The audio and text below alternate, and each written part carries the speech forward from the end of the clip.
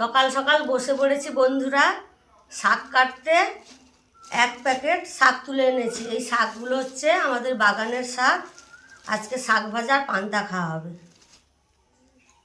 সব রকমের শাক তুলে নিয়ে এসেছি।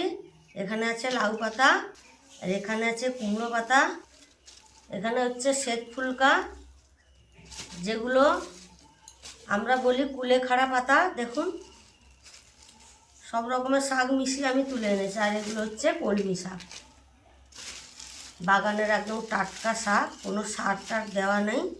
এখানে দেখুন পেঁয়াজ রসুন নিয়েছি, আর শুকনো লঙ্কা দিয়ে শাক ভাজা করব, দিয়ে পান্তা খাবো।